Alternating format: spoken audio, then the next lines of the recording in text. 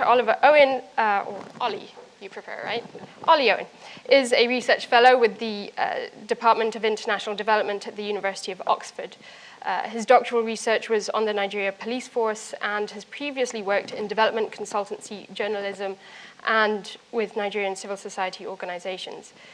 He has degrees in anthropology and African politics from the University of Cambridge and SOAS, and is co-editor of the forthcoming book, Police in Africa, The Street Level View.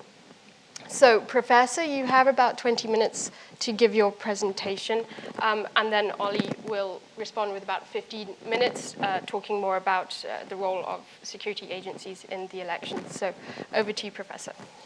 Okay.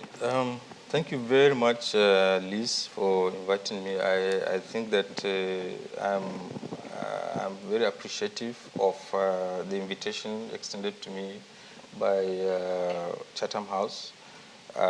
To share, a couple of things as far as the progress and outstanding concerns of the Independent Electoral Commission are towards 2015.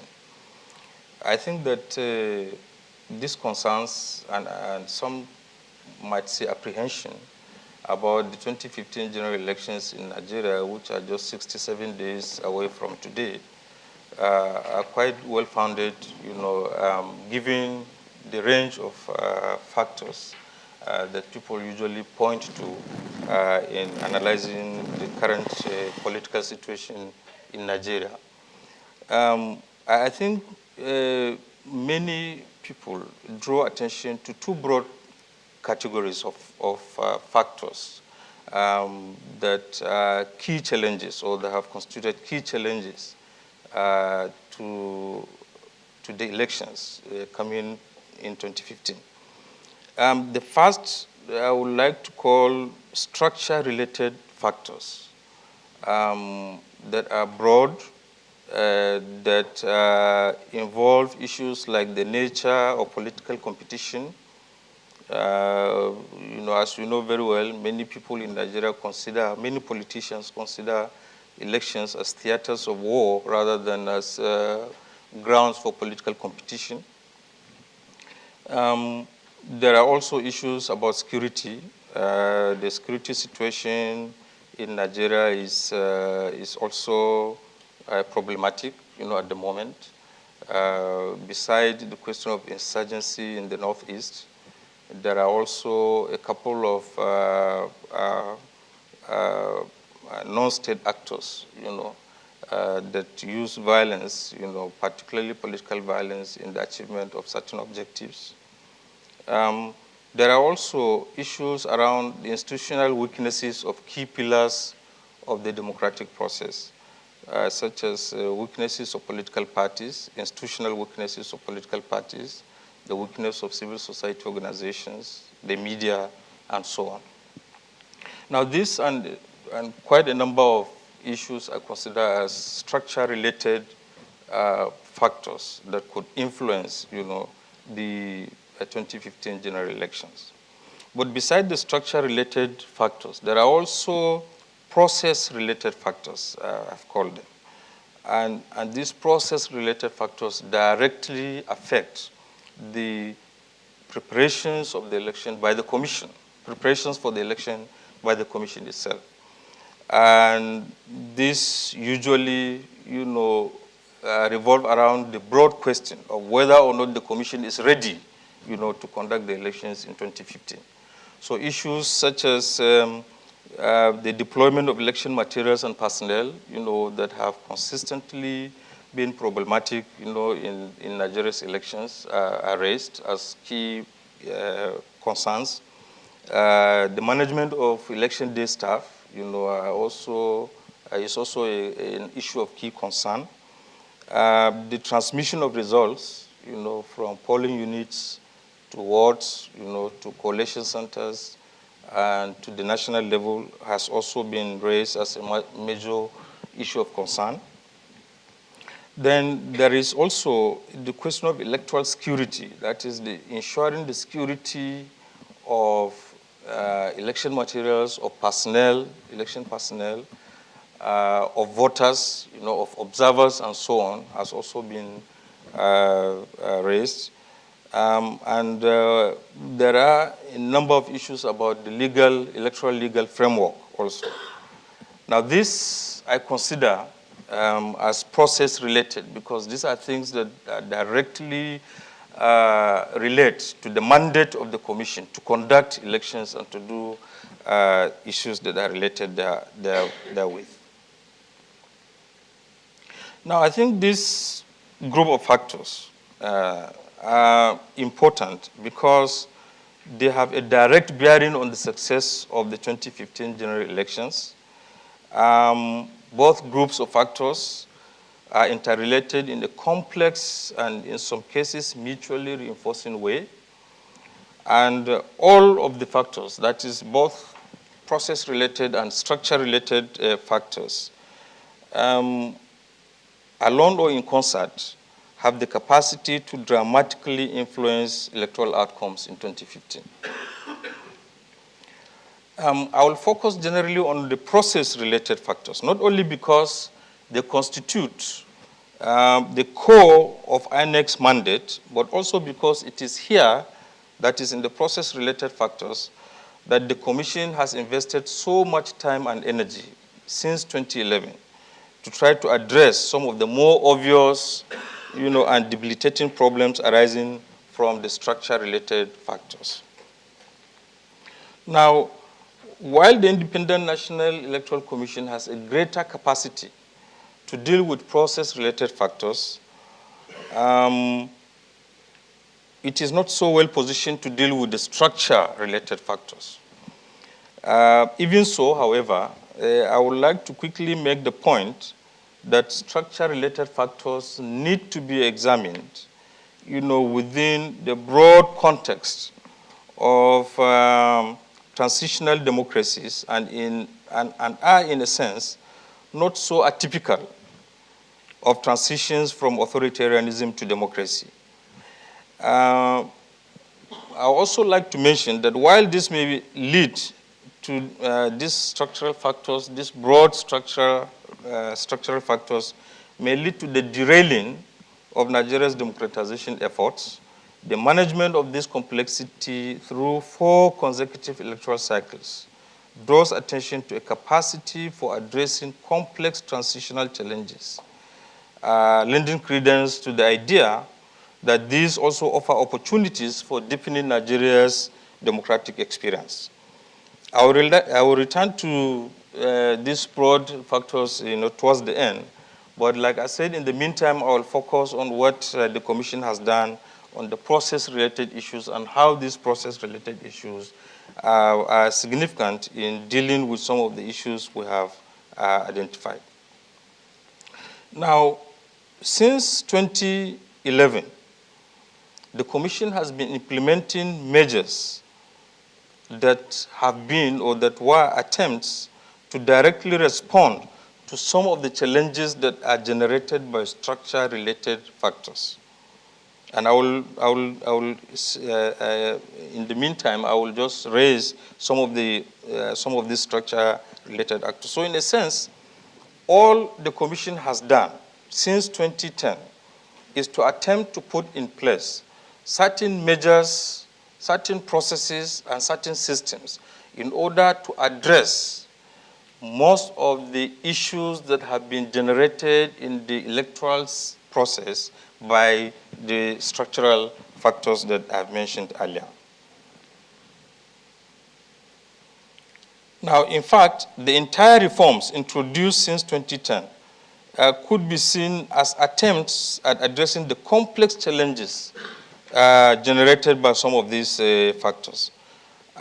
For example, at least 7 of the 10 key reforms introduced by the Commission since 2010 were direct responses to the nature of political competition in the country, to the role of the political elite, and to the weakness of institutions such as political parties, the media, and civil society organizations. So, for example, the Commission had to do a new voters register in 2010, or 2011 to be more precise, because the voters register that was done in 2007 was not credible. And therefore, the commission decided that it was not possible to conduct an election on a voters register that was not credible in the eyes of the general public. The commission also, secondly, introduced a modified voting procedure, which was that first, people are accredited simultaneously across polling units, across polling units in the country. And then at about 12:30 to 1, they start voting. This happens simultaneously across polling units in the country.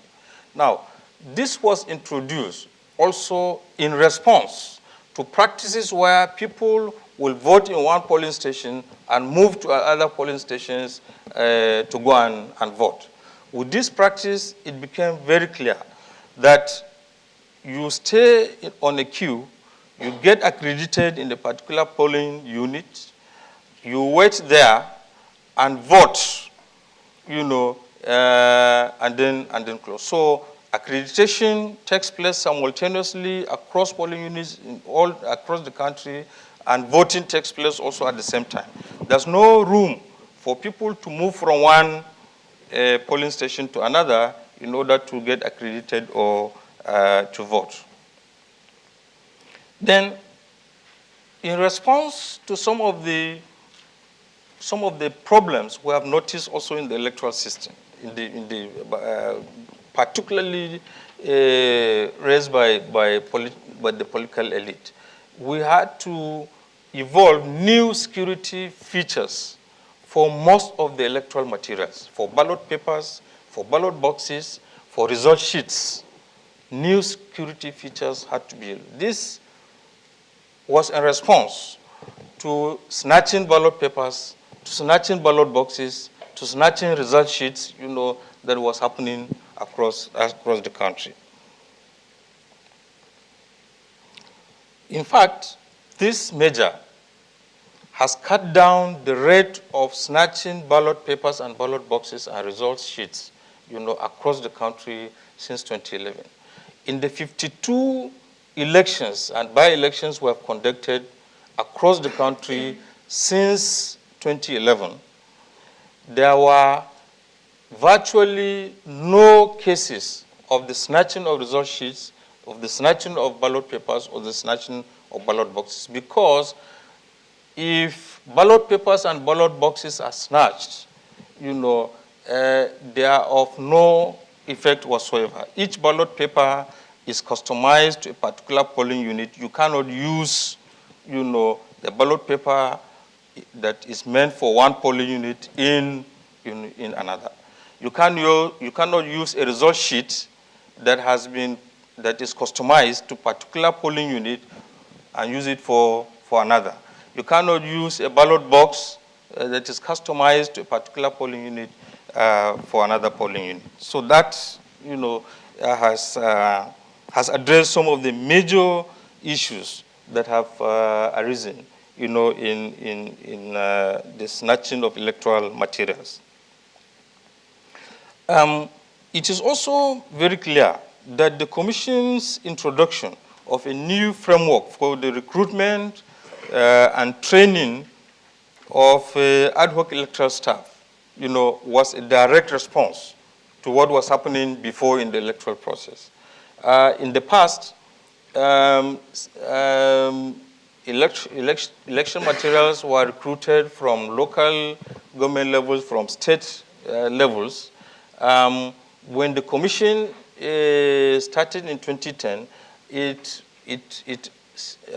said that it was not going to use staff from state and local government levels, which in certain cases are under the direct control of local political officials.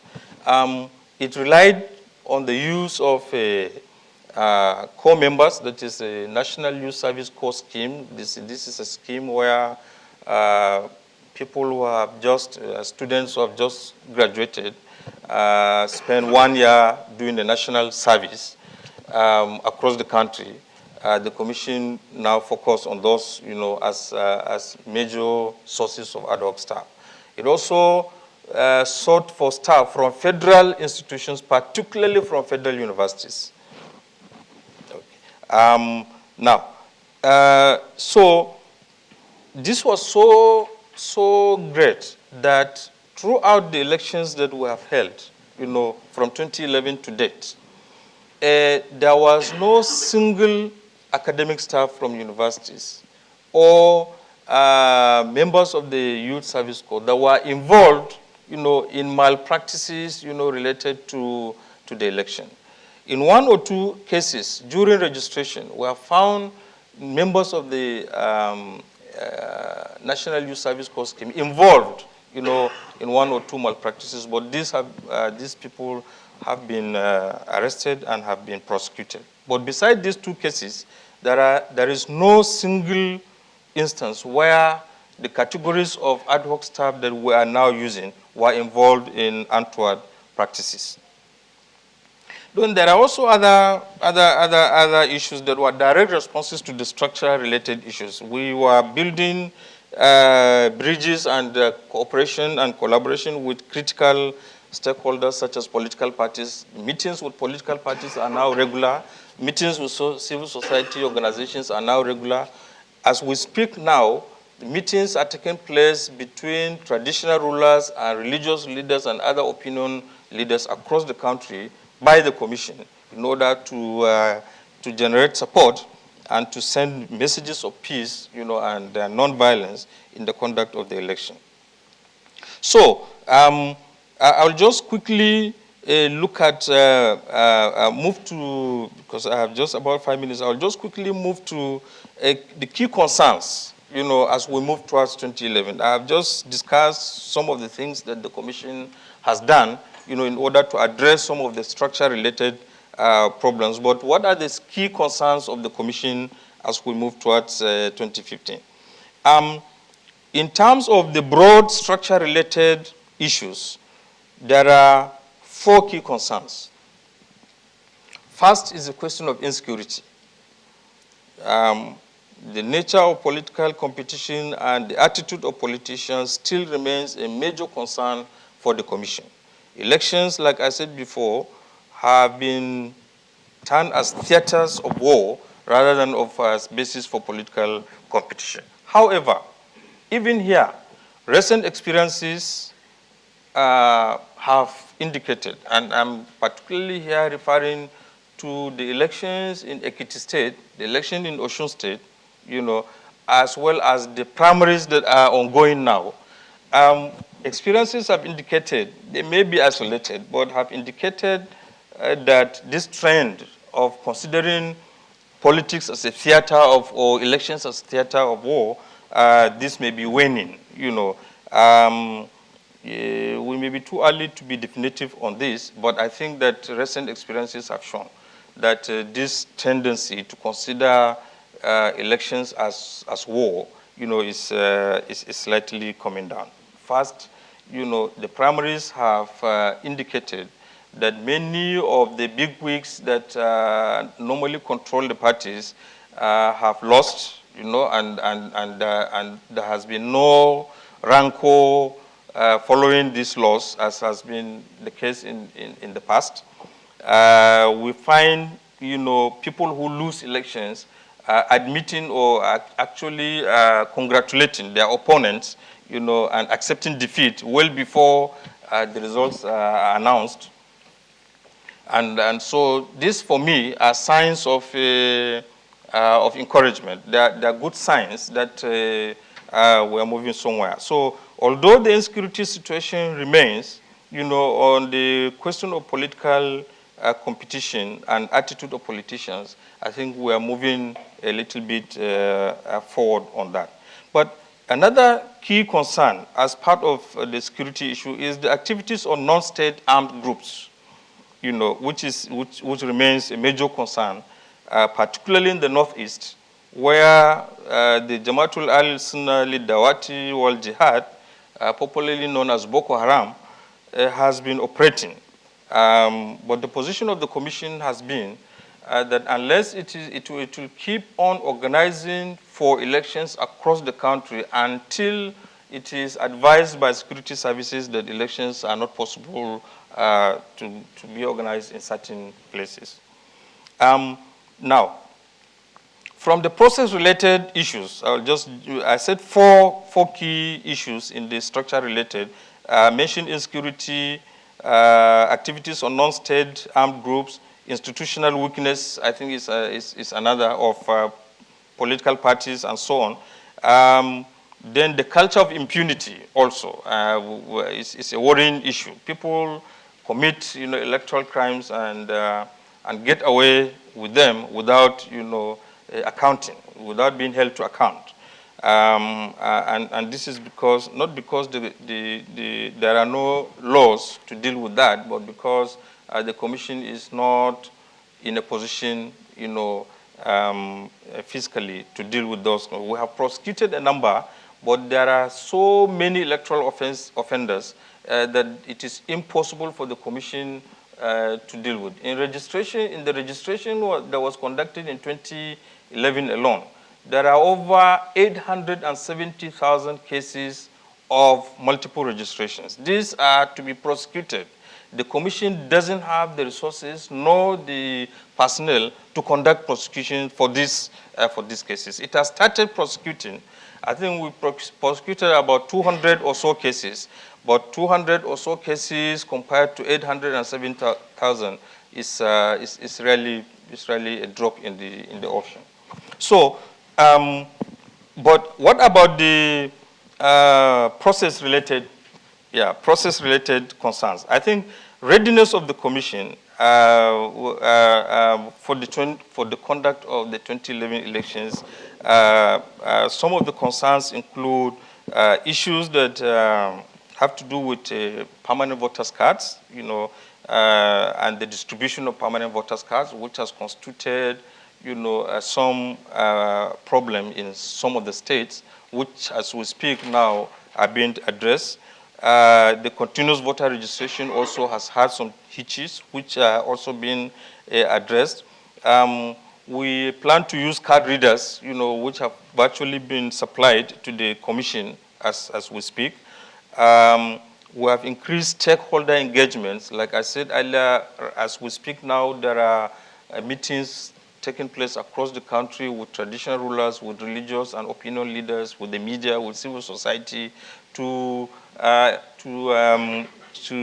sensitize, the general public, on the need for peaceful elections.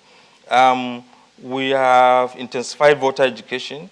We have election risk analysis tools that the Commission monitors across states, across zones, in order to identify risk factors, that could threaten the election, and which we are, collecting generally. We have virtually concluded the recruitment of ad hoc staff. And so in conclusion, I would like to say that while there are concerns, as in the nature, as such concerns, while we have concerns with the political and electoral processes as we move towards 2015, these concerns I would like to raise in the nature of transitional political systems, and I think on the part of the Commission, preparations that we have done are far better than we did in 2011, and therefore we expect, to have better and positively more credible elections in 2015 than we have had in 2011. I thank you very much for this opportunity. I think that some of the larger discussions from the issues that have been raised could take place when we open for interaction. Thank you very much. Thank you. Thank you very much indeed, Professor, and thank you for ending on a positive note as well. But really helpful to hear from you just on how INEC reflected on and drew lessons from 2011 and has responded to those. So Ollie, I will now hand over to you for your 15 minutes, talking more broadly about the security context and how all of this plays into that. Thank you. Cool. Well, thanks a lot, Lizzie, and thanks a lot, Prof. Excuse me at the beginning, like everybody else this time of year, I've got a bit of a cold, so you have to endure a few coughs and sniffles while I do my presentation. I apologise. Prof, thanks very much for your presentation. I understand, at the outset, I want to say, I understand the huge logistical and administrative task INEC's faced with in very adverse conditions. Organising an exercise of this scale, even if it wasn't a political exercise in Nigeria, would be a headache of unimaginable proportions that I don't envy. So any criticisms I have of INEC within this presentation is, I want to contextualise them within my understanding that it's a very, very difficult thing to get right and not something that can be done overnight.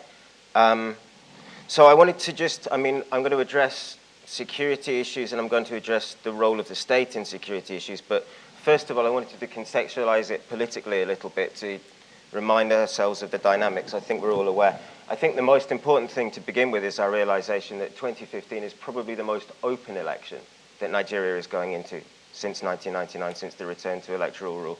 This is probably the most competitive situation in terms of who might come out on top. We have a united opposition party for the first time.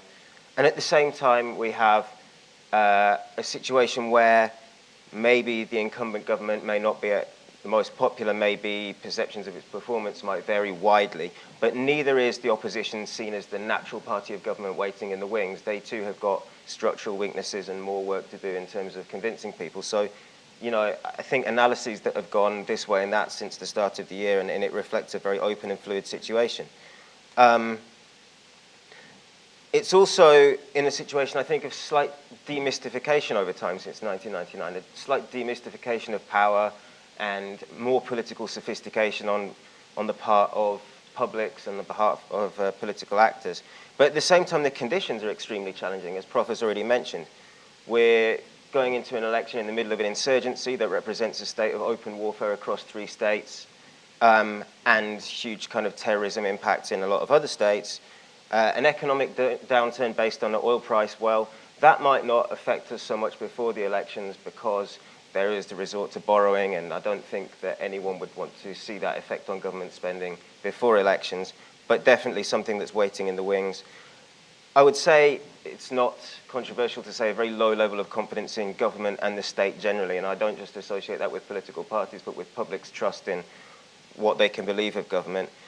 In many areas of the country, a uniquely bad situation of intercommunal relations, which plays both ways. I think, it's a caricature to say that the Nigerian public is perennially divided by ethnicity and religion. People are very capable of acting on a civic plane and identifying common interests, but certainly a time at which a lot of intercommunal suspicion, especially maybe in the north, and non-state armed groups, not just insurgent groups, but also militias, people defending themselves in situations where the state can't provide security, and the people who are doing that perhaps also becoming political factors. Essentially, the difference is that in 2015, we're going into an election in Nigeria where the National Orientation Agency has TV adverts which say, please don't blow each other up. I mean, this is the Nigeria that we're living in now. This is the reality that we have to deal with, and it's a very different reality from 2011. Still, I think it helps to look back at 2011 to remind ourselves of some of the factors. One thing that we can tell is that incumbency matters. My colleague Zainab Usman is going to do her own presentation later on some of these issues, so I wouldn't want to cover the same ground a lot, but just to signal the connections with security, that incumbency matters hugely in terms of how you can dictate the electoral landscape, who you're able to use to influence the electoral landscape, whether you're able to use state power, whether you have to use non-state power, how you can organize and incentivize voters, how you can deter voters, how you can organize and incentivize the people who count the votes, to the extent that it's still possible to do that within a changed situation, and of course how you can influence the security environment. And therefore, if incumbency matters, control of states matters. Who is in power in different states in Nigeria, and that's a much more evenly balanced picture than we saw before, and again, Zainab will address that. And then I think also to remind ourselves of the kind of ways that you win a national election in Nigeria, not just by an overall majority in the country, but also by getting minimum votes, 25% minimum votes in 2/3 of the states. So even when you're losing elections locally, the kind of dynamic of getting out a vote and how much you lose them by is important. So security in 2011, I think one of the things that was really pleasing about the 2011 elections was the much improved kind of state management of security since 2007 elections. So the policing particularly was reformed and thought through, and the Nigeria Police Force, with the assistance of the Police Service Commission and the oversight of the Police Service Commission, introduced a whole number of reforms, things like politicians not being able to take their personal security escorts to polling stations. So you can't turn up and try and, you know, muscle your way in and influence what's going to happen, as well as sort of established practices like commissioners of police going on rotation and these things. But the Police Service Commission also observed the elections themselves. They observed the policing of the elections, and they took disciplinary action when policing wasn't done in the fashion it was agreed. So that was, I think, a huge improvement and a huge coordinated improvement, and we should take that as a benchmark. But at the same time, 2011's election campaign, so the introduction of terrorist tactic as political disruption, essentially people throwing dynamite about to get an effect. I mean, this is something that we saw in a lot of locations in the country, and it's something we're starting to already see again. The pattern of violence that took place around 2011, I think, though I would be mistaken if we said, well, that was a peaceful election because there was no violence around election day, or minimal violence. And minimal violence is in itself, as compared to previous elections, I mean, you couldn't say that this was generally an entirely peaceful episode where everyone went home and slept easily. It's still a very tense time. But in 2011, I think the patterning of violence was much more concentrated around party primaries, which, especially in states where the result might be a more or less foregone conclusion, is actually much more competitive. And again, after elections, in areas of the country where the public didn't feel that the result reflected their, mass feeling, there was a kind of backlash effect around the kind of people who mobilized votes for the party which won, and their properties were destroyed. And I think that kind of had effects within the social fabric of those places itself, which has had a lasting effect. I think, there were people who thought this was going to be 2011, a kind of Arab Spring patterned, popular kind of mass participation event. And when that wasn't what followed through the whole elections, I think that did have an effect, and we need to factor that into the current security situation and the kind of public sentiments that make that possible. Since 2011, what's really happened in terms of security? I think one thing to identify is the militarization of everyday security. I think, was it early last year, a Nigerian commentator pointed out that the military are now undertaking ordinary policing duties in 32 or 36 states. So there's been a massive ramping up of militarization of security and state agencies and paramilitary agencies being brought into that. The growth of kind of vigilante militias in areas, such as the Middle Belt, where we're now entering kind of nearly a decade of repeated kind of waves and shockwaves of insecurity across especially the Eastern Middle Belt. And you see national figures, and actually have been for some time, it's just that more recently it's hit the headlines, advising people to take care of their own security. So there are going to be more non-state armed groups than before. Equally, I think a positive trend as well has been INEC's acknowledgement that force majeure is an issue in elections, and you can actually constitutionally do that, and it can be triggered from INEC rather than it being triggered from political leadership, which would obviously make it a process that was less trusted across the board. And then in terms of the issue of insurgency, obviously we have 3 states that are very badly affected. We have a huge amount of internally displaced persons, and the Nigerian Senate at the moment is dealing with the issue of how those people would vote, and would they be able to vote, and their potential disenfranchisement. But even the administration, and I'd be interested to hear what Prof has to say on this, but if IDPs are to be allowed to vote, the logistics of how that is to be conducted and where their polling units will be and how their numbers will be allocated is in itself a huge new challenge that we're dealing with. And in terms of the security forces dealing with the insurgency, we've had issues of morale. We've also had some issues of mutiny in the core areas of that insurgency, and And I think there's an open question over how advisable it is to rely on the military to provide that kind of election security when they're already stretched to that extent. It's also, I think, the intervening years have reaccented the whole issue on state policing and versus federal and centralized policing, the governance arrangements of security forces, especially the police. I think events last year in River State and more recently the National Assembly have made that more controversial. And the Police Service Commission, which did a very strong job last time, we hope that the Police Service Commission will do an equally strong job this time. But there's been a change of leadership, and it will be the first time that this leadership is going to engage in this particular challenge. So it's an open question. The other thing I wanted to highlight, the Ekiti and Austrian elections were already mentioned, the idea of kind of security lockdown. The idea that you can make elections much more peaceful by massive deployment of security forces. Well, that seems to have been true. There are two open questions over that. One is whether that massive deployment of security forces is done in an even-handed or a partisan way. Is it done to structure a security environment where everybody can come out and vote freely? Or is it done to structure a security environment which maybe encourages some and discourages others?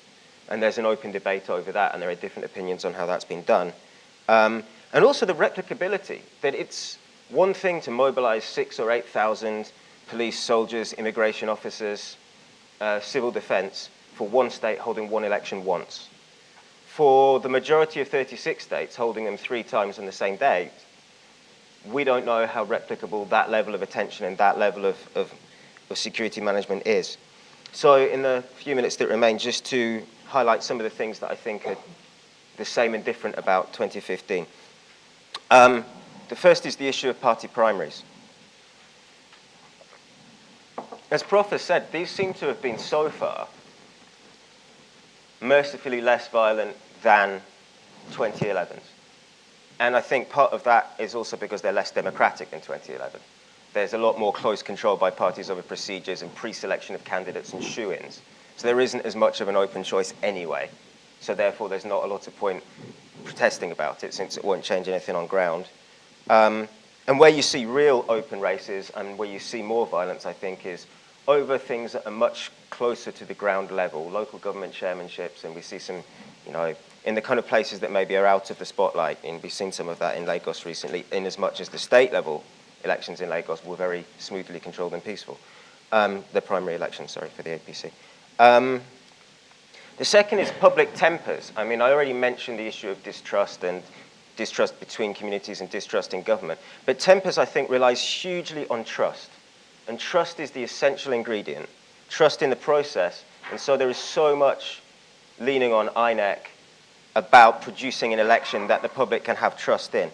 It's a precondition to keep tempers down. It's a precondition to keep people having faith in the process. So when we see things like the permanent voters card distribution exercise, which seemed to, in its early stages, disenfranchise large numbers of people in certain areas, many of which are opposition strongholds, this sows distrust. So it's so important to revisit those things and get them right. And I think those tricky procedural issues, especially election day accreditation, which, if it's not done well, has the process of disenfranchising more people, could be locuses of generating that distrust. So INEC producing trust, political actors producing trust, is a huge, huge issue. I wonder about the issue of armed non-state actors and constituencies might actually keep election days quieter than we think, because partly they often make their preferences felt before and outside elections, and people locally know the balance of power in their communities and who it makes sense to contest and who it makes sense to stay well out of the way of. So I wonder if that's always going to be a disruptive issue, as we might assume. There are areas where people might feel the need to flex their muscles to remind them that they're still politically relevant. We might see this in the Niger Delta, we might see this in other areas, but I wonder. And then I think the issue around insurgency is, while it may have divided and polarized communities, it's also brought people together in a way, and I think this might be something that Zainab might touch on. The basic public good that constitutes security is something by which people judge the state. And they judge the state's performance, and people see it as an essential well-being issue, and they're quite prepared to cooperate around it. Pre-election destabilization, the issue of bombs and I'm not going to differentiate between ideological terrorism and opportunistic terrorism. It's all terrorism, and we should take it all as seriously when people throw bombs around, whether it's for political distraction or for some ultimate vision. It's going to be an issue, I think. And then election day, as I say, the replicability nationally of security management is one open question. The fact that elections are very open is another. If elections are not a foregone conclusion in a particular location, there is a temptation to use the security situation to alter things like turnouts. If you can't manipulate votes directly, you can certainly manipulate who comes out and who doesn't. If people feel insecure, they don't come out. If people feel that it's okay for one part of the community but not for another, they'll come out but not the others. So it might be that we might see more election day insecurity than 2011 because the elections themselves are more potentially decisive and open. Especially if we visit the possibility of a runoff election situation, which is something that I'm not sure people have really been looking at. The fallout of 2011 was a boost to subaltern insurgency in northern Nigeria. We don't know what the fallout of a process in 2015, which didn't produce a feeling that the government was selected legitimately, might be. It would definitely vary across the country, I think. But it would have lasting consequences for the legitimacy and capacity of the state, which is why I think the issue that I would like to finish on is the role of what Nigeria's partners can be doing. I think it's extremely important that Nigeria's international partners focus very hard on process and supporting legitimate process and paying attention to even the issues that might not seem so important. And I think it's a massive shame in that regard that the donor basket that was supposed to be key to election support in Nigeria, the UNDP-managed basket, has been an utter shambles and a real betrayal of the electoral process. I think serious questions should be asked by the donors to that basket. But seeing as we have limited time and an important job to do, that bilateral assistance to Nigeria should be supportive of the process and supportive of security management and supportive of things that INEC are doing, like early warning of risk, and that we should use the time that we have to make sure that we're making provisions to understand the different contingencies. Excellent. Thank you very much indeed. Thank you, and thank you for finishing on the point of what can international partners be doing. So we now have about 10 minutes for questions before we break for coffee. And bear in mind, in session 2, we will get more into issues of the Boko Haram insurgency and the impact that that will have, and also IDPs. So if anybody would like to ask a question, please raise your hand. Please do give us your name and affiliation, and please also keep it as concise as you possibly can. So we'll take this one at the front right here to start, please.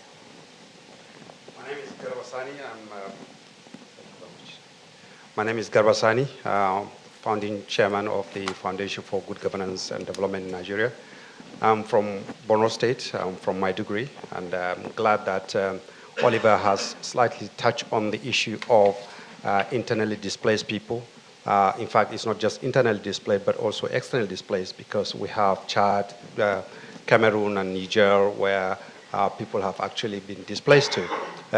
What INEC is really doing in regards to the rights of those people to participate in the electoral process and the logistics arrangements in regards not only to the polling units, polling booths, but also the candidate that will be representing them, because the primaries have not quite really addressed that issue.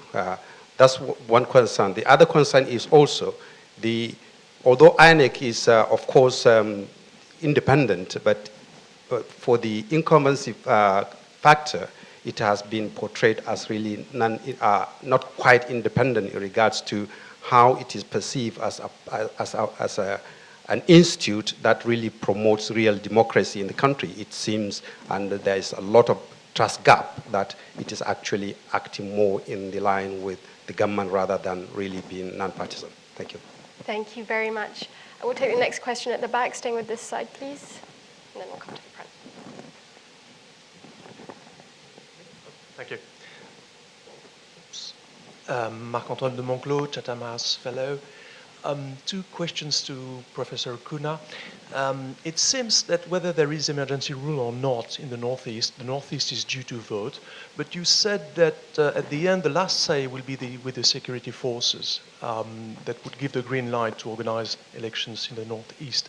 Could you tell us exactly who in the security forces would be responsible for instructing INEC to conduct the elections? And my second question has to do with reports that there was a plan to open 30,000 new polling booths in the north, and that southern politicians refused that. Is the plan dead, or is there any project to open new polling booths for the coming elections? Thank you. Thank you. And then if you could have the mic at the front, please.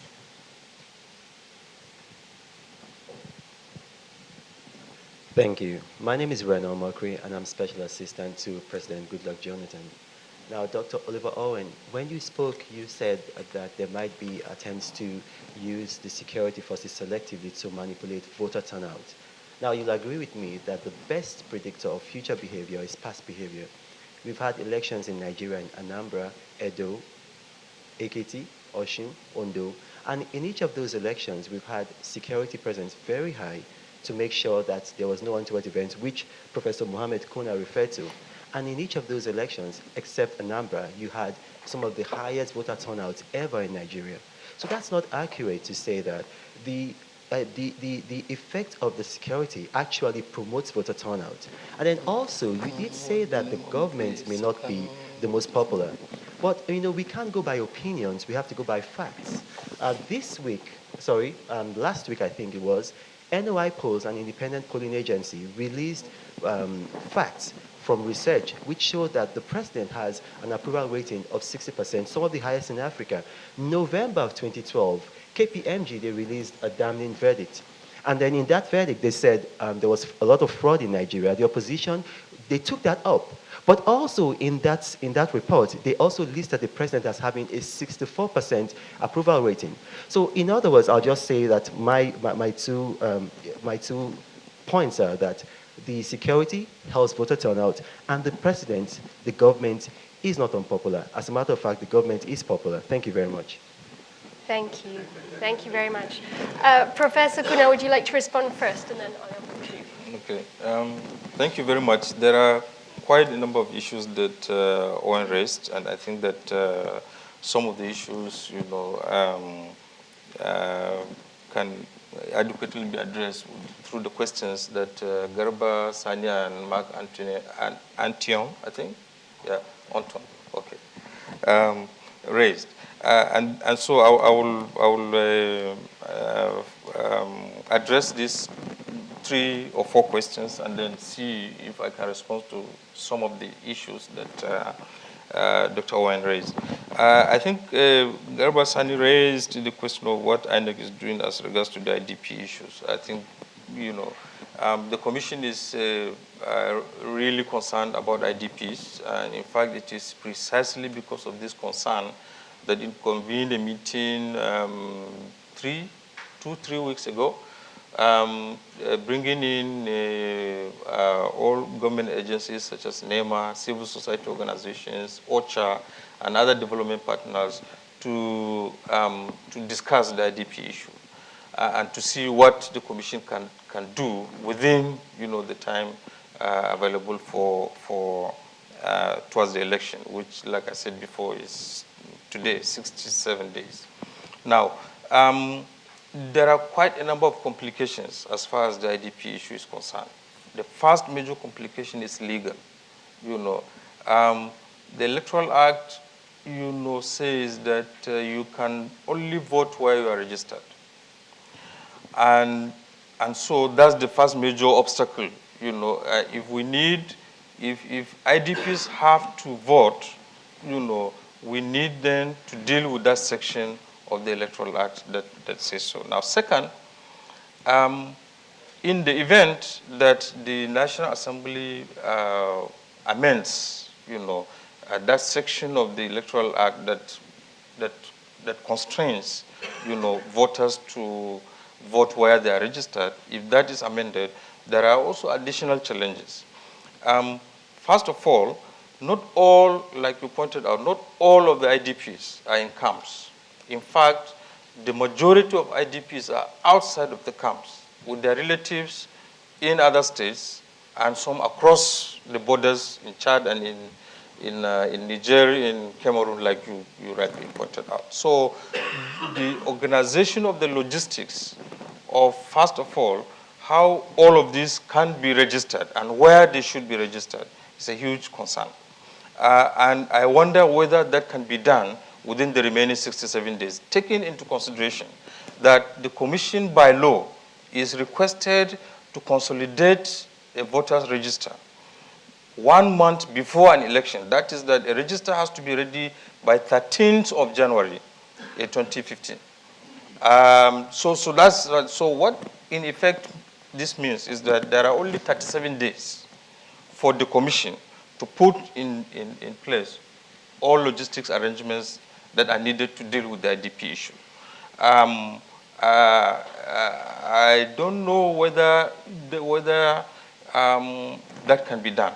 But if the law is amended in good time, certainly the Commission will see what it has to do in order to address that matter. So I think these are some of the challenges. But the second issue you raised also about partisanship of the Commission, I think it is very clear that any public institution in Nigeria today, whatever it does, whether it is doing things rightly, in a non-partisan way or not, is bound to be interpreted as partisanship. And I think it's quite understandable because public institutions have constituted in the past, have demonstrated, let me say, not constitute, have demonstrated a capacity not to be trusted, by a great majority of Nigerians. Nigerians distrust, and I think this is understandable, they distrust public institutions because public institutions have failed them time and again, and public officials have failed time and again, and therefore you can understand the position where they're coming from of not trusting any public institution. But it is also correct to draw attention to the fact that since 2010, about the only public institution that has gained a little bit of trust from Nigerians is the Independent National Electoral Commission. Now, there are so many expectations. INEC cannot deal with all these expectations at the same time. There have been years, of decay. The Commission cannot deal with all these layers of years of decays in 1 year. It has to do what it can do piecemeal and gradually in order to address some of the many challenges, that have been posed, in the electoral process, generally. So I can understand, that if there's some failure in terms of the delivery of electoral services, it won't be said that there are failures, that there are technical or so problems. It will be said that this is an indication of partisanship. But there are challenges, and the Commission continues to deal with these challenges, as they arise. So that's all. To the second set of questions by Mark Antion, who is responsible for giving the green light to conduct elections? I think that what the Commission said, is it will take a decision on the basis of information that comes from the security services. The Commission is by law empowered to declare that elections cannot take place in so and so places on the basis, of a number of factors envisaged, in both the Constitution and the Electoral Act. But it cannot take that decision until it has good information that it is impossible to conduct elections because there's a breach of peace, or that election will lead to a breakdown of law and order. That decision is the Commission's. But the information that the Commission needs, to take that decision has to come from security services. I think this is this. Now, as the final issue as to the polling units, I think it is very clear. What the Commission simply wanted to do was to ensure that the majority of Nigerians have better access to electoral services, better access to polling units. There are polling units where 8,000, there are one polling unit in certain instances, in one clear case, has about 8,000 registered voters. And we said, on election day, you cannot, 8,000 people cannot line up at the polling unit to vote. It will take days, probably weeks, in order to finish that process. So what to do? What to do is that why don't you break down the number of registered voters in smaller units to ensure that they will be able to perform their civic duties and responsibilities on election day without much of a problem. And so the Commission said, let us take a broad figure of 500 people per polling unit. And if it is 500 people per polling unit, that 8,000 people, okay, just a moment, please. Those 8,000 persons registered in one polling unit, you will have about 16 or so additional polling units, so that you could have 500, now. So, but the way, the Commission went about doing it is to create a formula. First of all, you don't do it arbitrarily. You break down the polling units on the basis of the number of registered voters per state. So if a state has 3 million registered voters, you break down those 3 million into groups of 500. If it has 2 million, break it down into groups of whatever the figure, break it down into groups. That was all the Commission wanted to do. Now, if it had followed that policy, there are certain states in certain parts of the country that would have lost a number of polling units, because there are certain polling units that are not even up to 500 registered voters.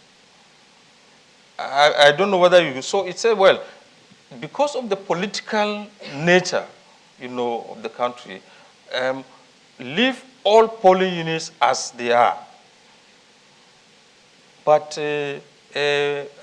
create more on the basis of the 500, 500 per polling unit. So you give additional polling units to people. First of all, they said take 20% of all the polling units, spread them across evenly across states. But 80% of polling units will depend on the number of registered voters per state. And that was how the allocation of polling units and the formula for the calculation of the polling units was. Now, that, as is often the case in Nigeria, that was seen as an attempt to confer some electoral advantage on one part of the country over another. So the Commission said, well, first of all, there is no way new polling units can confer, electoral advantage for any person over another. It's just not. It is just to ensure that people have greater access to electoral services. But the opposition to that measure was so strong that the Commission said, okay, for now, it has suspended the creation of new polling units. What it will do now is to create what we have done in 2011, to create voting points. We will still break down that 8,000 into groups of 500, but they are not called polling units, they are called voting points. I don't know what the difference is.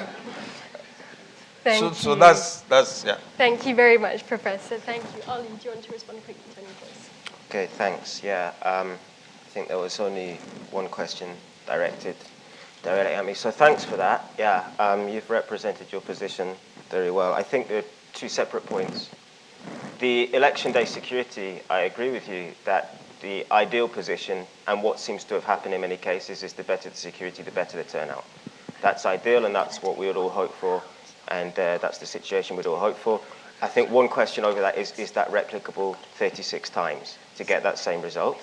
I think, is it replicable to get everybody's trust in it, that that's been done in a non-partisan way 36 times? When we talk about the abuse of incumbency, we don't necessarily mean national level only. It can happen at state level. It can happen from any party. And then thirdly is also it's the behavior of security agencies around the political process generally. When petitions and complaints are made, are they dealt with equally no matter the quarter they come from? And this, bearing in mind some recent incidents, it's important to get right as well. I'm not one of those who lay all the blame for things on the floor, on the door of the security agencies. I think, you know, they're a state agency. They're supposed to be a technocratic state agency, and they often perform in a technocratic manner when they're given the room to do so. So I'm not casting aspersions on that it can be got right. It's whether it's possible to replicate. On the question of popularity, that's not for me to decide, but I will note you said opinions are not necessarily the best indicators. Of course, polls are measures of aggregate opinion, so we would have to wait for the actual vote to see that. I think I have reservations around the use of polling data in Nigeria and the methodologies around that. It's not only about who happens to own the polling company. I think, you know, that is always a person of integrity no matter what political relationships. I think the issue is more about, I've done research in Nigeria for a long time, and I'm really not sure how much people tell you their true intentions when you go up to them with an official looking form or background or conversation or opener and ask them what they think of people in power. I'm not really sure that people express themselves in the same way that they express their actions when you ask them in that format, and that's why I have reservations about the use of polling data. Thank you very much, Ollie. Okay, there's coffee coming really soon. I'd like to take one more quick round of questions. So if you just raise your hands and make it quick. So. Hi, Joe Croft from SDN, observed elections for the last 2 cycles in Nigeria. But this issue of trust, really big issue for me. You've got 30 days to get the electoral register right. We're hearing a lot of issues around that. Maybe even 10% of people that were on the electoral register last time maybe not be on the electoral register this time, if you look at all the numbers around the country. That really poses a question around trust of INEC. And as you say, Prof. Kuna, that, you know, political parties at the moment are going to be asking, you know, people are going to be saying, is that led by the presidency? What is that? And I think INEC needs to really address this issue of the electoral register and voting cards very, very quickly to avoid any breakdown of insecurity around that issue, which could actually cause deep issues across the country. Thank you very much. There was another question over here.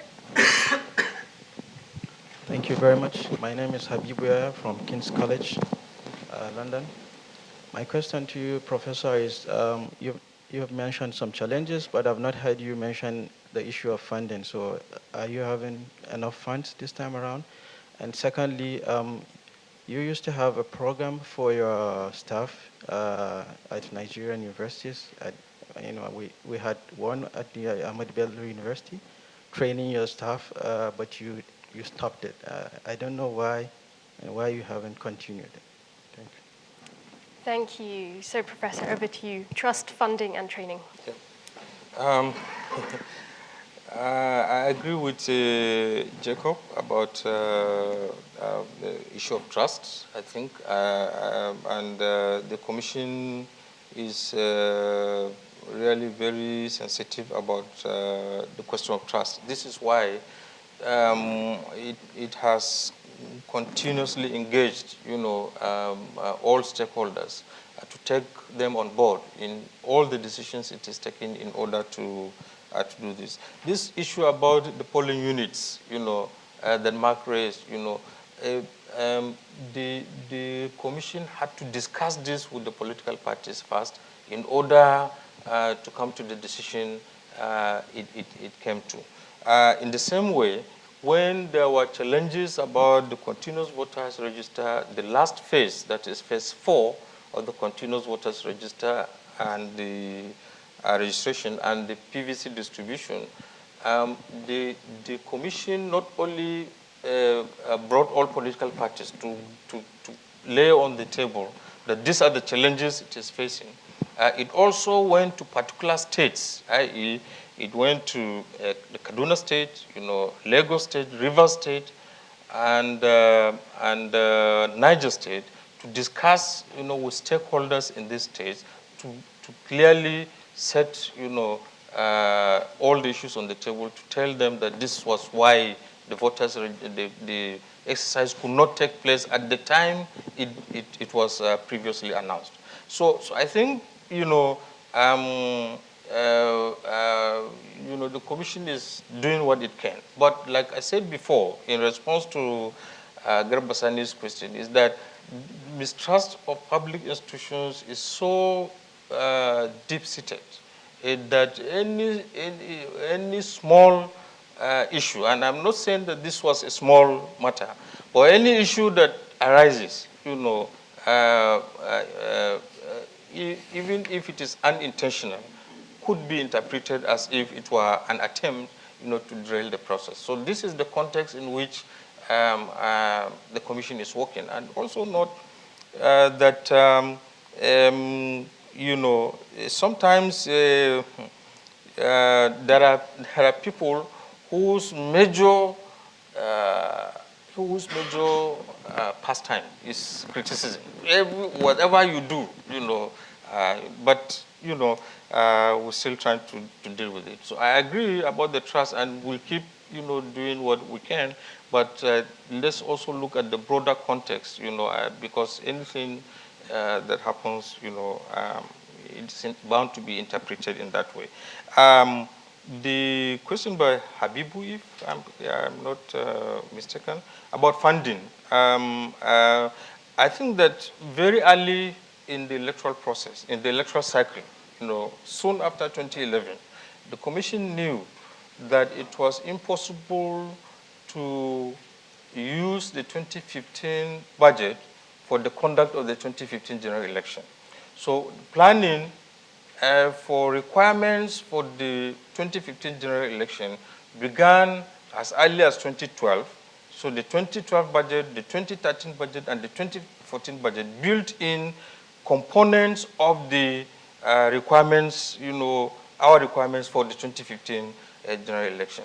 And as we speak now, we have no funding concerns, because funds have been given to the commission, and I think that all the things that we need to do have been done and have been contracted out. Quite a number have been supplied, and we have no concerns about funds.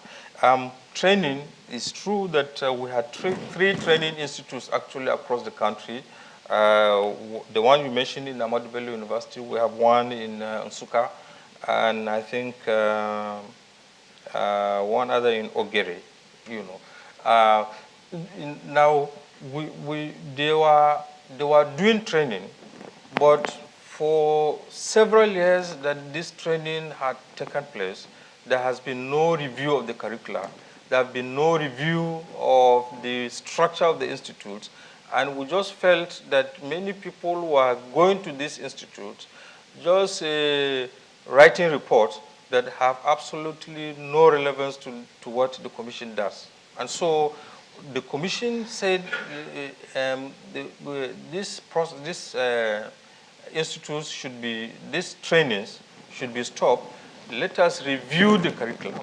Let us review the structure of the institute and how it relates, not only to the universities where they are located, but also to the commission.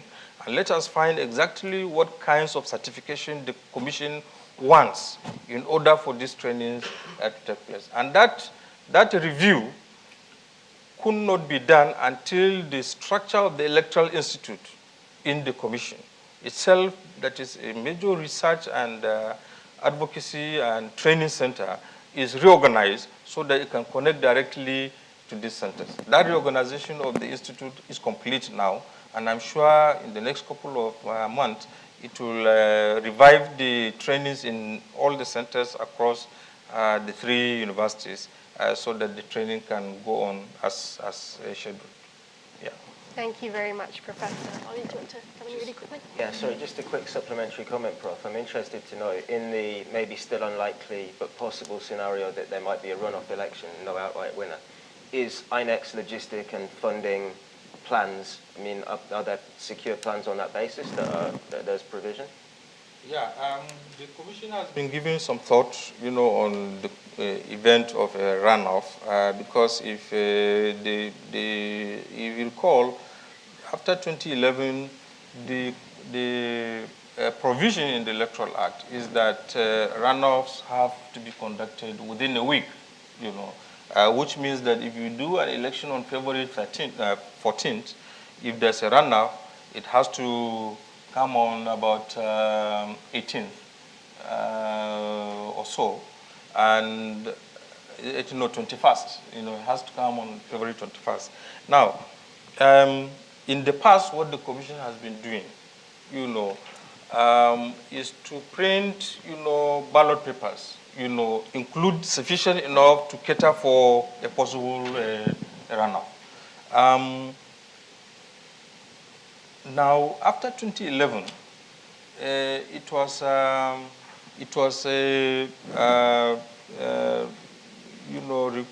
Commission requested the National Assembly, as part of the documents that was sent for the review of the Constitution and the Electoral Act, to consider extending the time for runoffs to 3 weeks rather than 1 week, to give sufficient time to plan for logistics, because the Commission studied time periods for runoffs across the world and came to the conclusion that on average, runoffs take place within 3 or 4 weeks, across. So we requested for 3 weeks.